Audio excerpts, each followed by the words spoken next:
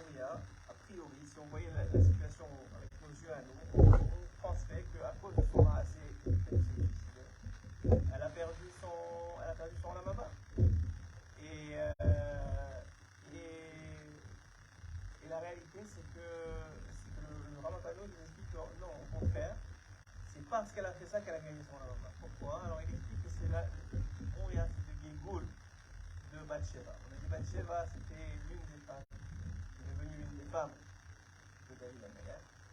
Et donc, elle était mariée au moment où il l'a aperçue. Okay, donc, elle était mariée au moment où il l'a aperçue.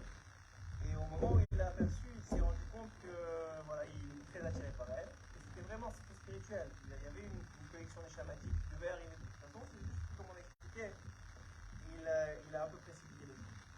D'accord? Donc, à ce niveau-là, il y a quelque chose qui s'est passé. Et très vite, ils se sont retrouvés.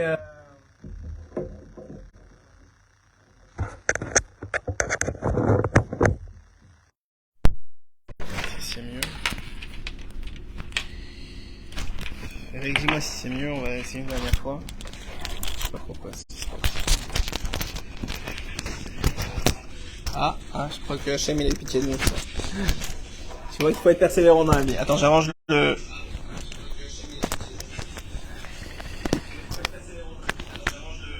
Là, c'est un bon son là, tu peux pas faire mieux, je pense. Là, je pense qu'on a le meilleur son là. C'est. Ah, voilà, merci Esther. Très bien. Alors, enlève le truc de coup d'écho parce que je m'entends, c'est bizarre. Ok, yalla. Mais au Hachem, tu vois, donc, on va essayer de reprendre. Ok, alors on va reprendre un petit peu, pas tout ce qu'on a dit, mais on va essayer de reprendre l'idée. J'ai essayé d'expliquer, tout le jour de ce soir, c'était d'expliquer que l'un des plus grands Yetzirara d'un homme, c'est qu'il lui fait voir le mensonge comme la vérité. C'est vrai sur le monde entier. On avait expliqué sur Israël que ce Yetzirara est moins présent parce que Hachem, il empêche cet ange-là d'agir comme il agit. Mais de façon générale, en plus en Rousse-Laretz, comme c'est expliqué, mais c'est vrai sur la vision que tu as de la vie, sur la vision des situations, sur la vision de toi-même. Et c'est ça le plus grand Yetzirah, c'est sur toi-même. Et en réalité, on a vu dans plein d'exemples. Alors on avait expliqué par rapport à Rabbi Akiva, on reprend très rapidement parce que je sais pas si on va mettre en ligne la première partie du shiur à cause du son, mais en tout cas, on avait expliqué que sur Rabbi Akiva, on a dit Rabbi Akiva, c'est celui qui nous a légué toute la Torah aujourd'hui. Toute la Torah orale qu'on a aujourd'hui, c'est Rabbi Akiva. Et on remarque que Rabbi Akiva, jusqu'à l'âge de 40 ans, il montrait un détestement, je sais pas si ça se dit là, mais il montrait une détestation de la Torah et de tout ce qui représentait la Torah. À tel point que la Gemara, elle dit que un homme qui représentait la Torah, c'est-à-dire qui était, voilà, vêtu de blanc et de noir, je sais pas à l'époque comment il s'habillait pour représenter la Torah, mais un Tamid Chacham, il était prêt à le mordre comme un âne, et pour la Gemara, elle dit pourquoi comme un âne? Parce que l'âne, il lâche pas sa proie. Contrairement à un chien, où au bon moment, il va lâcher. Donc c'est pour dire à quel point Rabbi Akiva, on avait l'impression, pour quelqu'un qui regardait l'extérieur Rabbi Akiva, qu'il était quelqu'un d'anti-Torah, complètement, quelqu'un qui était, et pourtant, Rabbi Akiva va devenir le plus grand Talmid Chacham que je sais pas, j'ai pas envie de dire que la terre est connue, mais un des très très grands Talmid Chachamim que la terre est connue. Et à tel point que Moshe Rabbeinu, lorsqu'il quand Hachem va lui demander de transmettre, de délivrer le peuple d'Israël, de transmettre, de recevoir la Torah, il va voir Beruach HaKodesh un shiur de Rabbi Akiva sur les ktarim, sur les lettres, sur les couronnes qui sont sur les lettres. Donc Rabbi Akiva déjà Talmid Chacham, il va dire mais pourquoi tu l'as pas choisi lui? Et lui je comprends même pas ce qu'il dit. Et lui il disait qu'il a reçu de moi. je comprends même pas ce qu'il dit.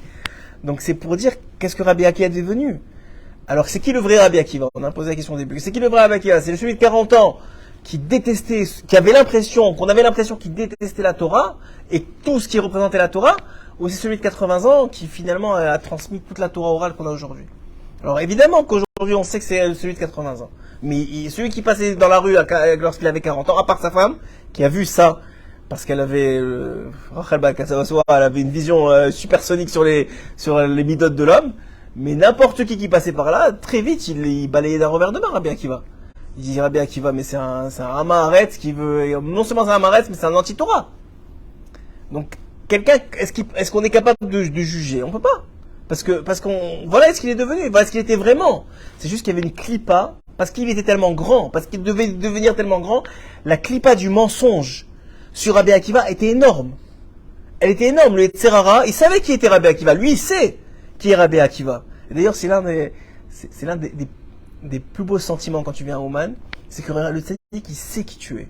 Et tu sens qu'il sait qui tu es.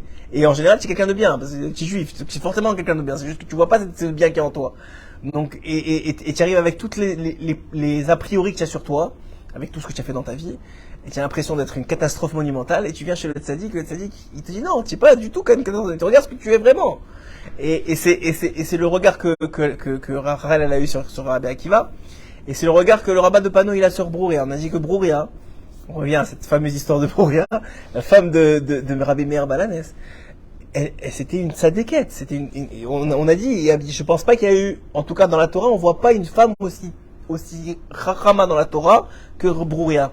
Elle est capable, elle a fait à plusieurs reprises de remettre des Talmidei Chachamim en question et d'avoir raison. Et des grands, pas des petits.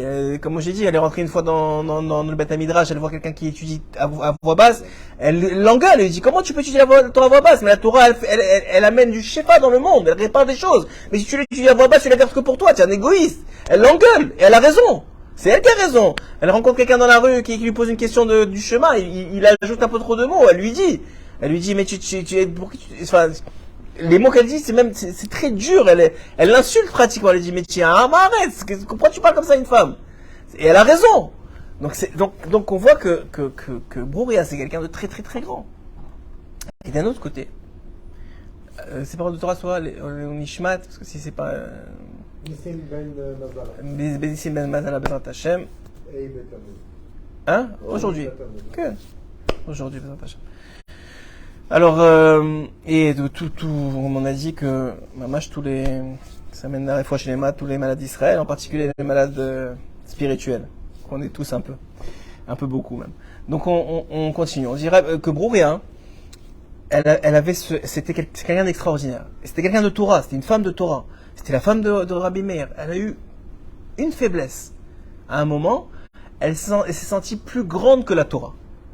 Pourquoi? Parce que les Chachamim, ils ont dit qu'il faut les aérer, il faut faire attention dans les relations homme-femme. Elle a dit, peut-être que la Torah elle a dit ça, mais moi jamais ça m'arrivera.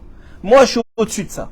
Et Rabbi Meir il n'a pas aimé. Il a dit, si Chachamim ils ont dit de mettre des barrières, de faire attention, c'est parce qu'ils savent ce qu'ils disent. C'est pas toi tu viens et parce que tu te penses plus grand que la Torah, alors tu viens et tu parles. Et à tel point ça l'a gêné qu'il a testé avec un de ses élèves. On a dit un des plus beaux élèves qu'il avait, qui était très très très très beau. Il a fait en sorte à chaque fois d'avoir oublié ses clés, etc. et de la faire revenir chez lui, de les laisser ensemble. Et au bout d'un certain moment, effectivement, elle allait tomber. Jusqu'à que l'élève il a dit oh, on s'arrête là. C'est ton mari qui m'envoie, c'est un test. Et tellement elle a eu, je sais pas si c'est encore une fois c'est la honte, mais en tout cas tellement elle a été affectée, tellement elle a été affectée par tout ça qu'elle s'est jetée du toit. Alors normalement, comme on a expliqué, le suicide, on le sait, à Pipchat, la base, c'est que c'est la faute la plus grave qui existe. Parce que, d'abord, tu t'empêches de faire tchouva. En te suicidant, tu t'empêches de faire tchouva. Il y a pas, qu'est-ce que tu veux, où tu vas faire tchouva? Le Olam Hamet, il n'y a plus de tchouva. Donc, c'est que dans ce monde, la tchouva. Donc, maintenant, tu t'empêches de faire tchouva en faisant ça. Et en plus de ça, hein, ça montre le plus bas niveau de Emouna, parce qu'on a expliqué que comme il dit Rabbeinu Akadosh, et c'est une très belle phrase qu'il dit, moi j'adore cette phrase, on peut répéter toute la soirée, c'est qu'un homme, s'il est dans ce monde aujourd'hui, c'est parce que Hachem et le monde a besoin de lui le monde a besoin de lui pour exister. Tu as une place, et comment on dit, ton impact sur le monde, ta communion avec le monde, ton effet papillon sur le monde, il est nécessaire pour que le monde il existe. Pour qu'à l'autre bout du monde, il n'y ait pas un ouragan, il faut que tu existes dans ce monde-là. Donc, et sinon, t'enlever la vie, c'est un peu aller contre cette idée-là, que tu es nécessaire au monde. Parce que si Hachem, c'est ce qu'on dit dans Modéani, quand tous les matins dans Modéani, on dit merci Hachem, Rabba Emunatecha, que tu as une foi, c'est quoi Rabba Emunatecha? Que tu as une grande foi en moi, hein, que le monde il a besoin de moi encore aujourd'hui, que j'ai quelque chose à faire dans ce monde. Très bien. Donc, a priori, si on voit l'idée un peu comme ça, on voit avec nos yeux à nous, on dit ça y est, malgré comment elle était grande, elle a perdu son alamaba en faisant cet acte-là, de suicide. Et le rabbin de Pano, il vient et dit, sache que c'est le contraire, Et en réalité, c'est pas qu'elle a perdu son Olam Haba, c'est qu'elle a gagné son Olam Haba en faisant ça. Elle particulièrement, pas tout le monde évidemment, mais elle oui. Pourquoi? Parce que dit le Rabbin de Pano, et Rabbin de Pano, je vous rappelle que c'est lui qui a écrit un certain nombre de livres sur les Gilgulim, des Sha'arei et Gilgulim, et il explique qui est le Gilgul de qui, c'est très intéressant. Bon, ça aide pas sur la halakha des marassés de tous les jours, qu'il faut étudier et que c'est la base. Mais en tout cas, ça aide à motiver et à comprendre qu'on comprend rien. Alors il explique que Brouria, en vérité, c'est le Gilgul de Bathsheba. On a dit Bathsheba, c'est l'une des femmes de David Améler. Et Brouria et Uri, donc toute l'histoire, c'est que David Améler a pris trop vite Bathsheba à son mari. Et il a envoyé son mari au front, il avait le droit de le faire, c'était halakhiquement permis parce qu'il n'a pas respecté l'ordre du roi, donc il était chayav mita, il l'a mis en première ligne, il est mort là-bas. Uri est mort et donc madame était divorcée parce qu'à chaque fois qu'un soldat il partait en guerre, il donnait le guet à sa femme, donc il était divorcé, il pouvait aller avec elle, il n'y a pas de problème, il s'est marié avec elle effectivement, selon toutes les halachas du monde, mais c'était pas la bonne façon de faire. Comme ça explique la Gemara, il n'a pas fauté, mais il a un peu fauté, dans le sens que, en tout cas il a fait tchouva dessus. Et dans le sens que c'était pas si bien que ça de avoir fait ça. Très bien. Dit le Rabbin de Pano, parce que Bathsheba a été responsable de la mort de Uri, il fallait que Uri revienne pour être responsable de la mort de Bathsheba. Qui est Uri? L'élève de Rabbi Meir Balanes. Qui est Bathsheba? Brouria.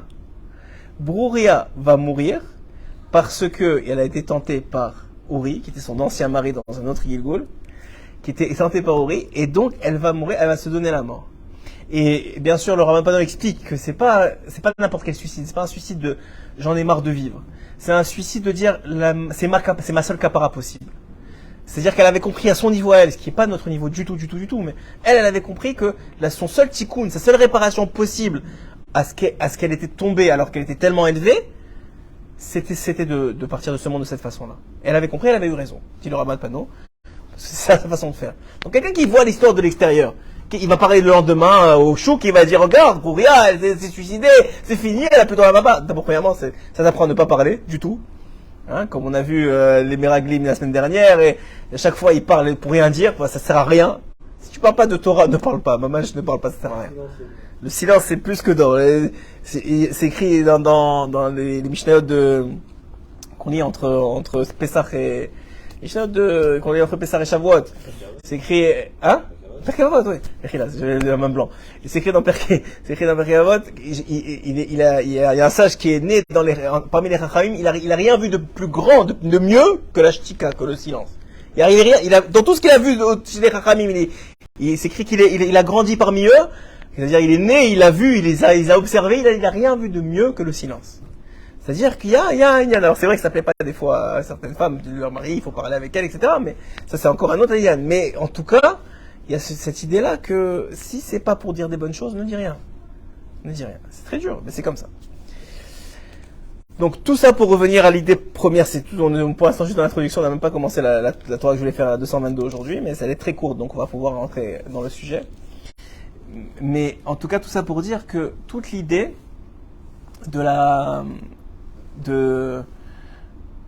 toute l'idée que je voulais introduire, c'est que le Yetzer Hara, l'un des principales formes du Yetzer Hara, donc l'un des principaux anges du Yetzer Hara, c'est l'ange du mensonge. Et c'est pas forcément le mensonge comme on pourrait croire, de dire la vérité, etc. C'est que même ce qu'on croit être la vérité n'est pas la vérité. Et c'est un préambule. Rabbi Nathan, il explique ça très très bien. Il explique que la vérité n'est que relative, elle ne peut pas être absolue. C'est-à-dire qu'en réalité, ta vérité d'aujourd'hui ne sera pas ta vérité de demain.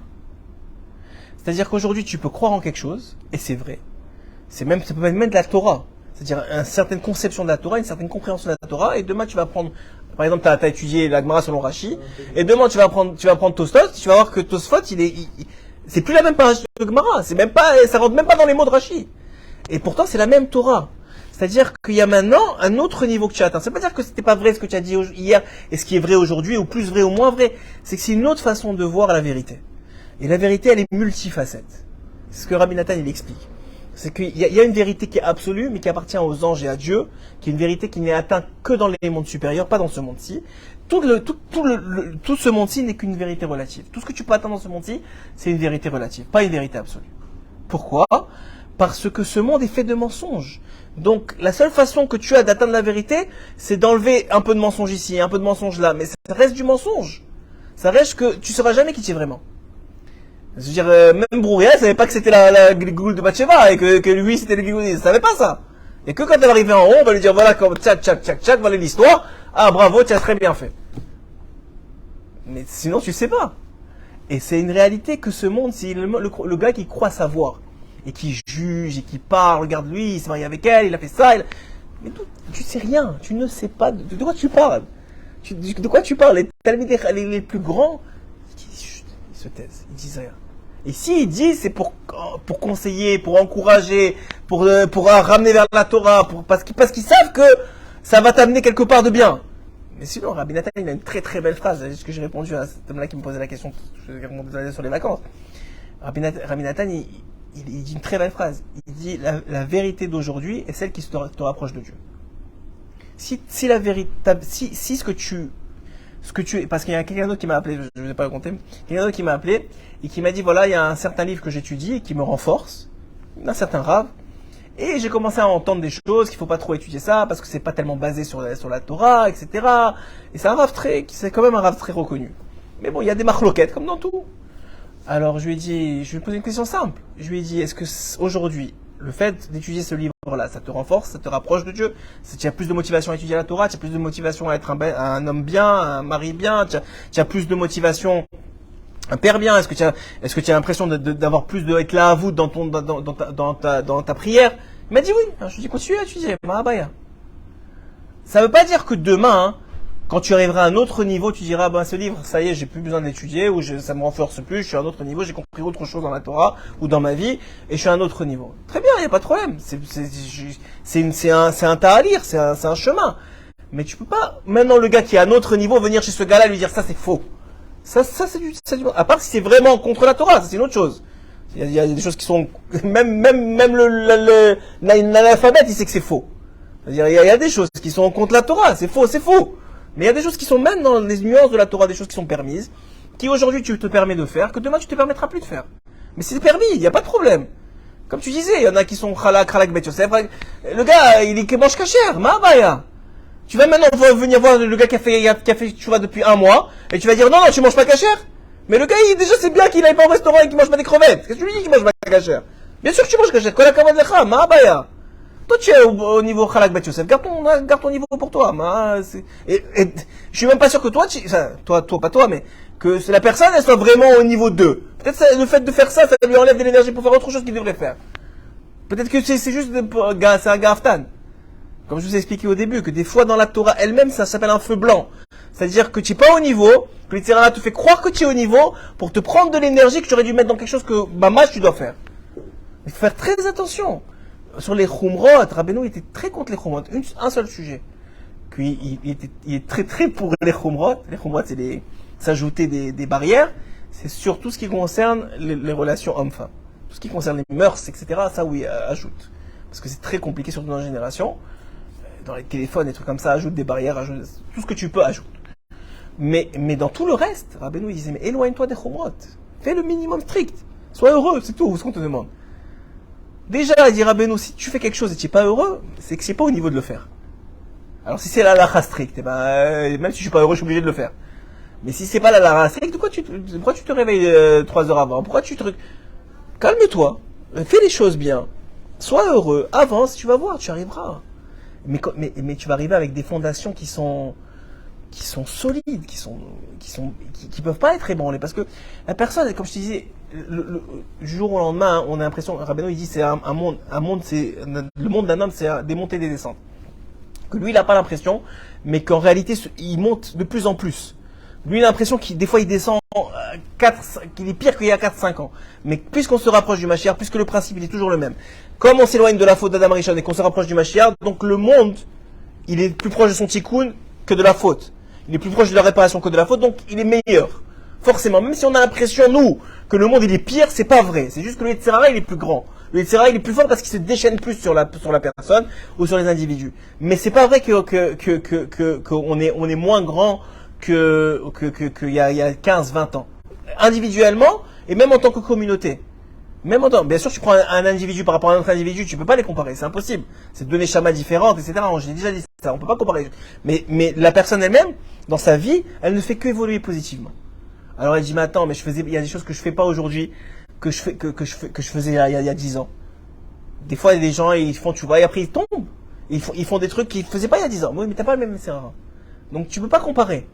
C'est comme le gars, il est en catégorie semi-léger, après il passe en poids lourd, il se prend une bagne qu'il n'a jamais pris en semi-léger.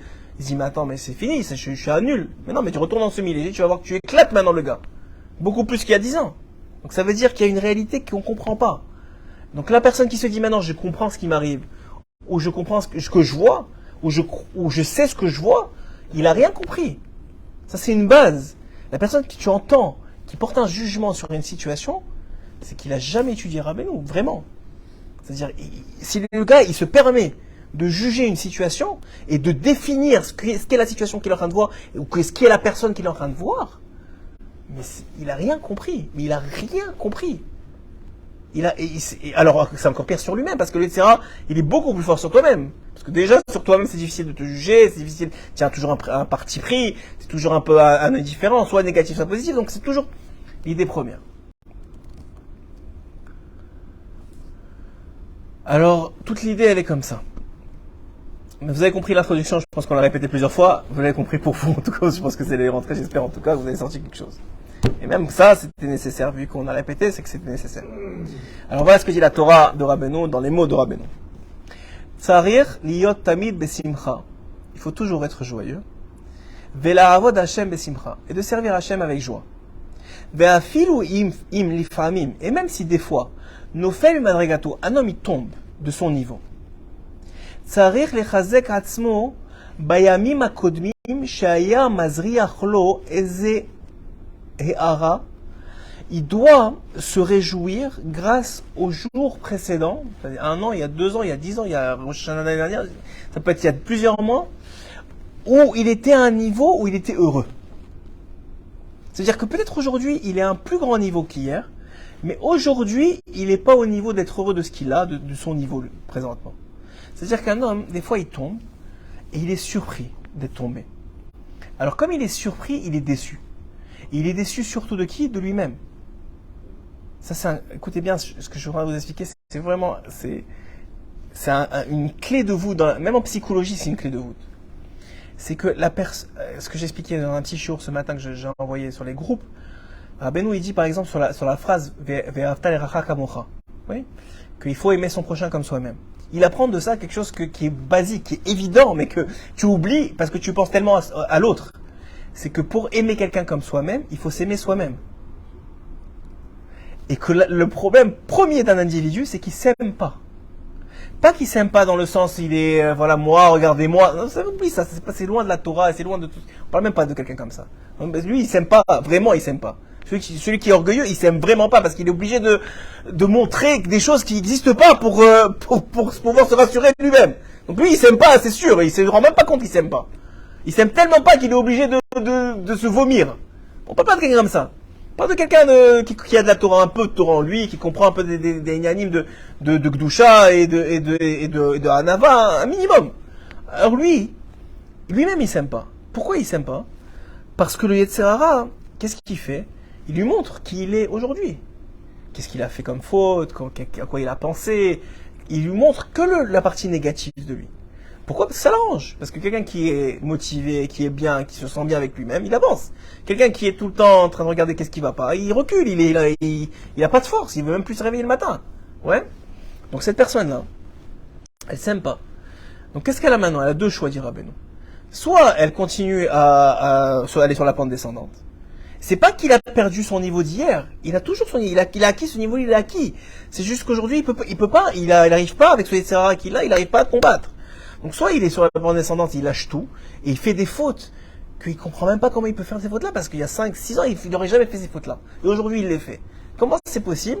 C'est parce que la personne, en réalité, elle est dans un engrenage elle s'aime pas vraiment. Elle est toujours, elle est dans le fait qu'elle elle s'est fait avoir par le Yetzirah qui lui ment sur elle-même.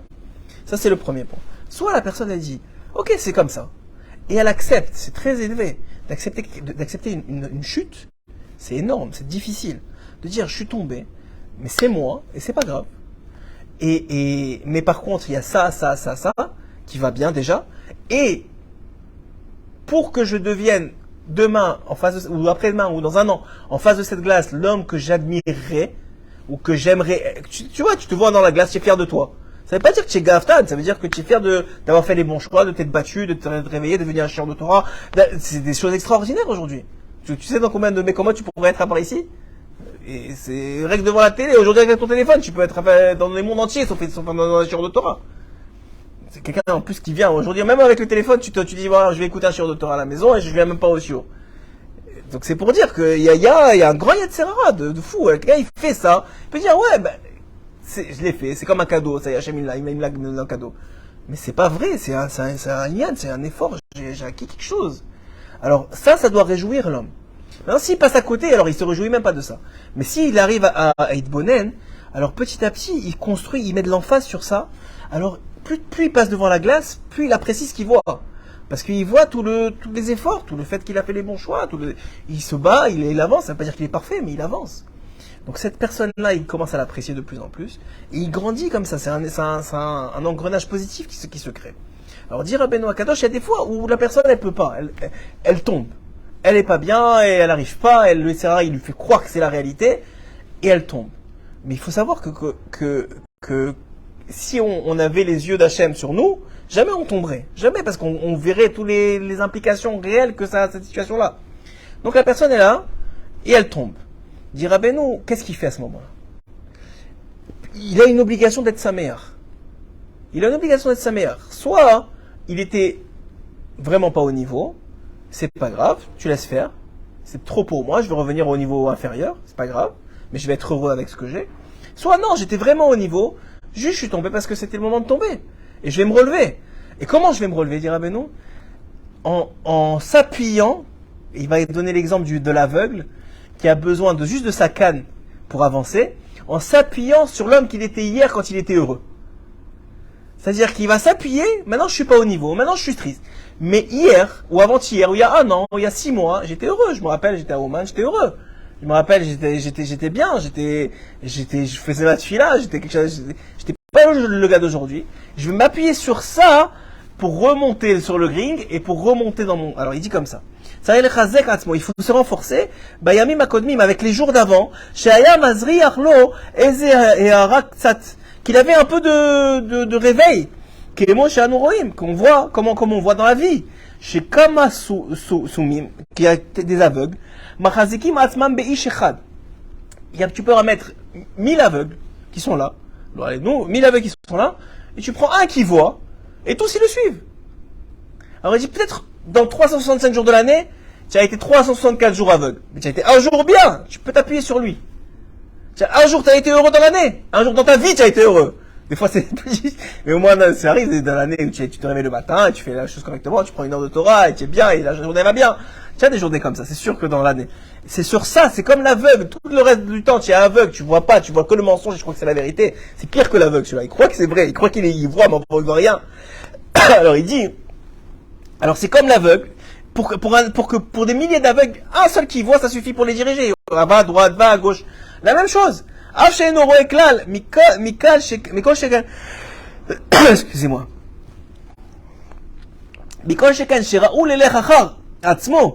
De la même façon que cet aveugle-là, il part après travers cet animal, que lui-même, il part à travers, qu'il aille après lui-même. Ouais.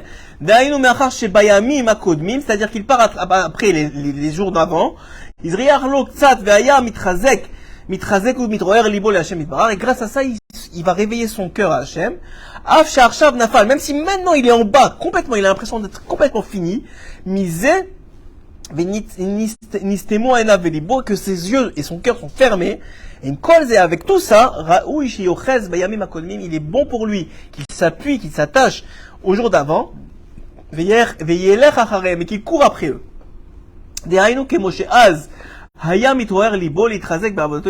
Comme il était avant, ces jours-là où il était capable de prier, d'étudier, etc., qui se réjouissent du fait qu'il a été comme ça un jour. Il n'a pas besoin d'être comme ça tout le temps. Juste du fait qu'il a été comme ça un jour et qu'il serait là, il va à se remonter sur le ring grâce à ça, ça suffit. Ken gamarcha vechazek libo meod veyelech achar etorot veazricha sheaya lo az af she'arshav nefal mise. Même s'il est tombé aujourd'hui, qu'il fasse ça et qu'il s'accroche comme l'aveugle qui a besoin de juste d'un voyant, comme les plusieurs aveugles qui ont besoin d'un voyant, ou comme l'aveugle lui-même qui a besoin juste de la canne pour avancer, qui s'appuie de la même façon qu'il s'appuie sur une canne, il garantira Beno que s'il fait ça, quelques jours il va revenir à son état initial, il va revenir vers Hachem, et Hachem va revenir vers lui. Ça c'est la, Amen. Et ça c'est la Torah de Rabbeinu, elle est très courte, mais vous voyez toute l'idée qu'un homme, s'il croit que ce qu'il voit c'est vrai, déjà il ne peut pas se remonter. Parce qu'il dit, voilà comment je suis, c'est ça qui je suis.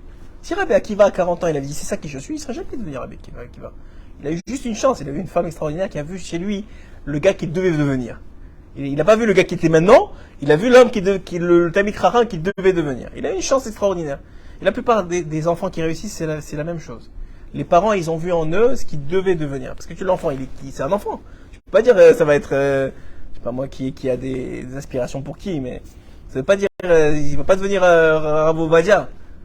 Ovadia, c'était Ovadia, mais il y a eu une mère, un père, un oncle, quelqu'un qui l'a vu, à l'époque Rav Ovadia, son père, juste pour revenir à l'histoire, une anecdote de Rav Ovadia, c'est ce qui est très connu, son père, il voyait pas Rav Ovadia dans Rav Ovadia, il n'étudiait pas avec lui, c'était pas un Talmid Chacham énorme, il était quelqu'un de très droit, très honnête, mais il n'étudiait pas la Torah toute la journée, il voyait tellement par Rav Ovadia dans son petit Ovadia, qu'il lui a dit, écoute, moi j'ai besoin de toi au travail, et je n'arrive pas à m'en sortir, il va falloir que tu m'aides venir travailler. Et son Rosh Yeshiva, une journée il voit pas Ovadia, deuxième journée il voit pas Ovadia, il dit qu'est-ce qui se passe? Alors il se renseigne, il entend que son père il l'a réquisitionné pour son travail, il a besoin de lui, il est pauvre, il a besoin de manger.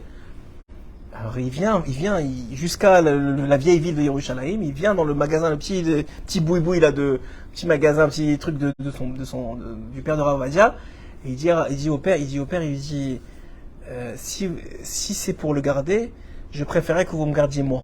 À sa place, je vais travailler avec vous. Alors évidemment que le père, il n'a pas accepté. Mais il a dit, qu'est-ce qu'il voit chez mon fils que moi je vois pas? Lui, il a vu Rav Ovadia. Parce que lui, il était plein de Torah, il comprenait, il voyait des choses des midotes ou des traits de caractère que Rav Ovadia il avait, déjà très jeune, que son propre père, il n'a pas vu.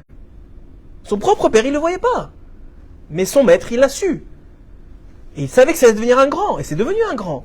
C'est-à-dire, il y a toujours dans la vie des gens qui te projettent dans la meilleure version de toi, et qui font de toi, dit Rabbeinu, la meilleure version de toi. C'est ces gens-là qui sont les accélérateurs de ta vie. C'est pour ça que les gens qui te rabaissent, ou qui te voient mal, il faut t'en éloigner. Parce qu'ils te gardent dans la clipa du Yetzirah dans laquelle tu es aujourd'hui. Mais les gens qui voient en toi le potentiel extraordinaire que tu as, et ben mâche, tout le monde en a un, alors lui, il est capable de t'amener, de te faire sortir de ta clipa. Comme Rabbi Akiva avec moi je pense que Rabbi Akiva c'est le meilleur exemple de la Torah que j'ai trouvé moi personnellement, mais il y en a d'autres qu'on voit des retournements de situation incroyables qui sont arrivés. On a vu, c'est écrit Rabbi Lazar ben Dourdaya qui allait chez toutes les prostituées du monde.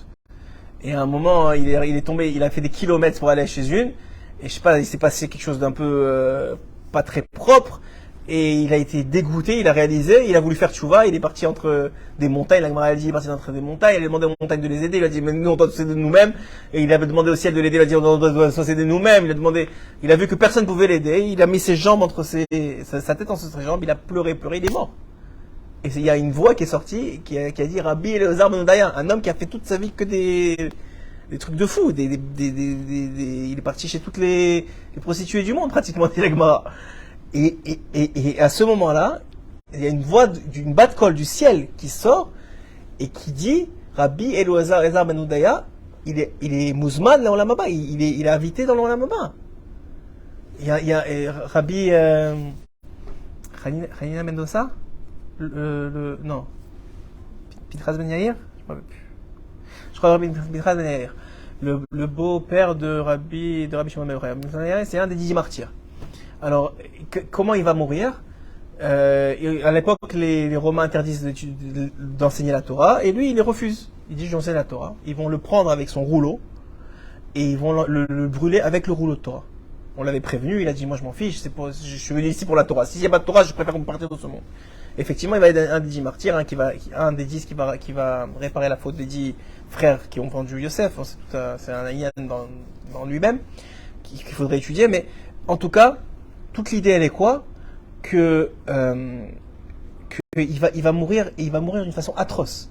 Ils vont lui mettre, pour encore plus dégoûter les gens d'étudier la Torah, ils vont lui mettre une sorte de coton mouillé sur le cœur pour ralentir la mort pour ralentir sa mort, pour qu'il souffre. Et le bourreau, qui est un goy maintenant, c'est même pas un juif, le bourreau, il va dire à Rabbi Ben Azariah, il va lui dire, si je t'enlève ce coton, c'est-à-dire il meurt quand même, il est en train quand même de le tuer, si je t'enlève ce coton, est-ce que tu me fais rentrer avec toi à la Maba? Il lui dit oui. Il lui enlève le coton, le bourreau se jette dans le feu, et il y a une voix qui sort du ciel et qui dit Rabbi Pinchas ben Yair et le bourreau de Rabbi Pinchas ben Yair, il rentre à la Maba. Alors bien sûr qu'ils sont pas à la même place, il n'y a pas de problème, mais il est rentré pour une action. Ça veut dire quoi? Ça veut dire que ce bourreau, est-ce que c'était le bourreau qui a tué tous les gens qu'il y avait avant, ou c'était le bourreau qui a fait Messirut Nefesh, et qui s'est jeté dans le feu parce qu'il a cru que Hachem il existe et que ça y est, il en a marre et il est sorti? Est-ce que c'est Rabbi Elazar ben Andaria, c'était celui qui est parti avec toutes les femmes, ou celui qui a fait tchouva à ce moment-là, et que c'était une vraie tchouva, parce qu'Hachem il connaît le cœur, et que jamais il allait recommencer, et que c'était quelqu'un d'extraordinaire, il était capable de mourir pour Dieu? C'était qui lequel est vrai? Alors bien sûr, on sait nous, parce qu'on a des enseignements de la Chassidoute, que c'est la meilleure version qui est vraie. C'est toujours la meilleure version qui est vraie. Tout le reste c'est que des clipotes. La meilleure version c'est toujours la vraie. La question c'est est-ce que tu la connais ou tu la connais pas? Est-ce que tu y arrives ou tu y arrives pas? Donc ça c'est tout le Inyan. Alors il dit Rabbeinu sur cette Torah-là, il dit maintenant quand tu es dans un moment où tu es dans le mensonge, c'est-à-dire dans l'obscurité, c'est difficile, alors rappelle-toi de la vérité. C'est quoi la vérité? C'est quand tu étais heureux. Quand tu faisais la Torah et que tu étais heureux. Quand tu priais, tu étais heureux. Quand tu étais dans un shiur Torah avec des amis, tu étais heureux. Quand tu respectais la Torah, tu étais heureux. Quand tu étais là, c'est ça la vérité. Alors c'est peut-être pas ton meilleur niveau, mais c'est déjà un niveau vrai. C'est plus vrai que quand tu es dans la tristesse. C'est plus dans la vérité. Donc rappelle-toi de ça et appuie-toi comme un aveugle sur une canne. Appuie-toi sur cet homme-là que tu étais, même si c'était du passé. Appuie-toi sur cet homme-là que tu étais pour te dire ok, je vais remonter sur le ring et je vais avancer.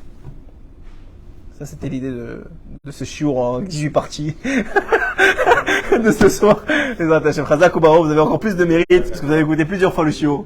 Chazak Ubarov et Bezrat Hashem, qu'on soit zoché de mamash, d'appliquer ce que les conseils de Rabbeinu Akadosh et de les réussir.